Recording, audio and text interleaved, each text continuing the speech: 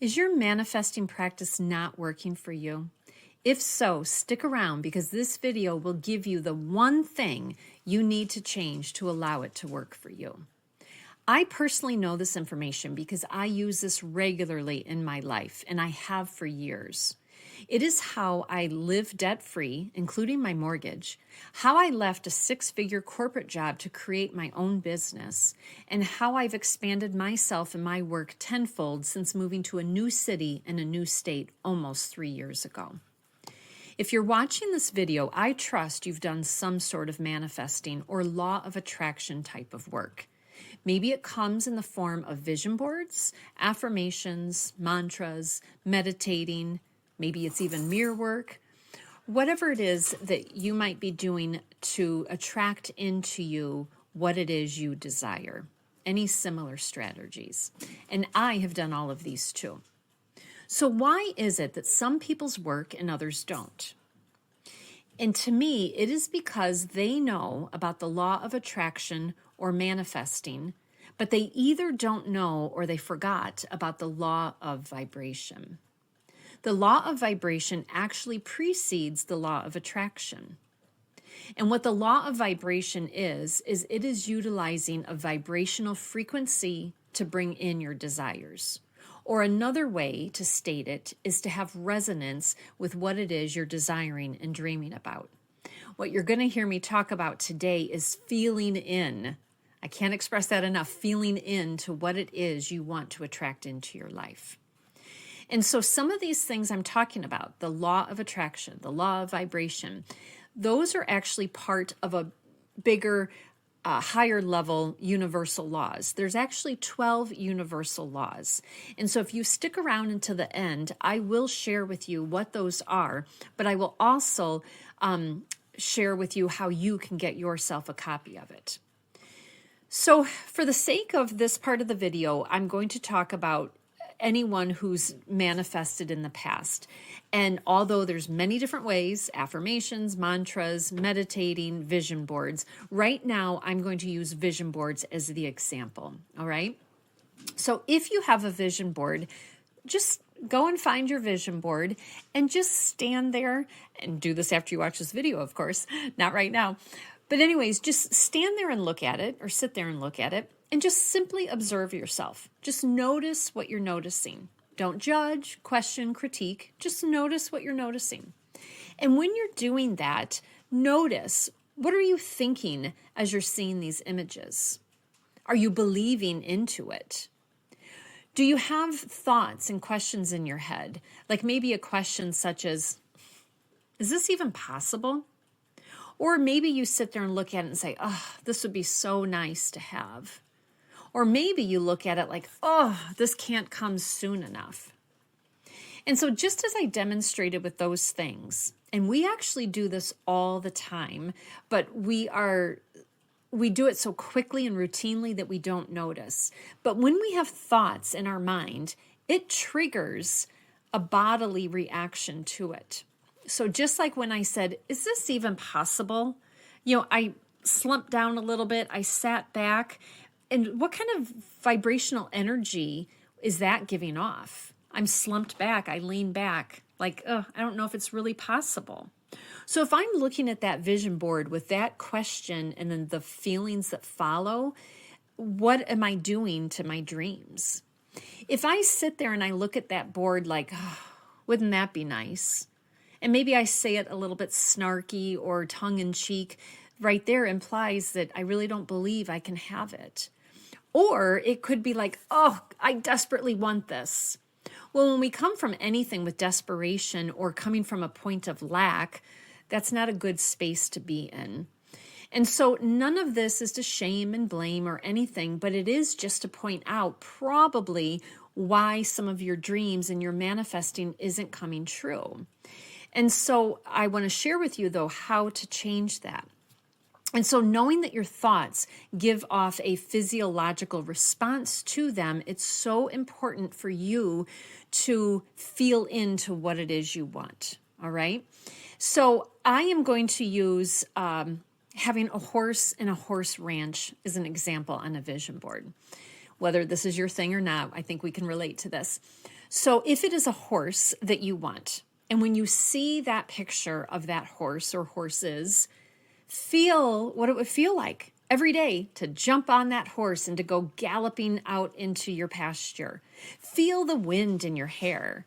Feel how freeing it might feel to be riding on that horse every day.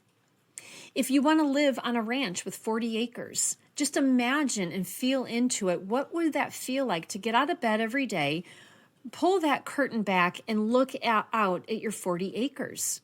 How does your heart feel? What does your stomach feel like? What is your head thinking and feeling and believing? And so that feeling into it is vitally, vitally important. And that is the one area that I do not think enough people talk about. They talk about vision boards, they talk about manifesting and all these things, but not enough people talk about feeling in to what it is you're doing. It's the feeling that brings things to life for you, because that feeling is giving off that vibrational frequency and that resonance. Okay. And so I want to give you one personal story that this just happened to me not too terribly long ago. And it was actually, I learned this from the book titled Scripting the Life You Want. And so although the book gives tons of great details and it's a good book to have on your shelf, I want to give you the high level overview of how I used it and what it did for me. So what I did is when I journaled, because scripting the life you want, you're journaling. So I would journal what I wanted, but I would write with the thoughts and the feeling and the energy identical to what I would have if I was telling my girlfriend about my dreams. And I'm not exaggerating, but I'm going to role play this here. And I might be making this part up, the actual words and stuff. But I would have my journal. I would sit there and I would write, "Oh my God." I would underscore it. I would have tons of exclamation points behind it. "Oh my God, I had that call with so-and-so. It went so well. It went better than I expected. As a result, I got hired on the spot to do XYZ. I'm getting paid X amount of dollars. This is wonderful."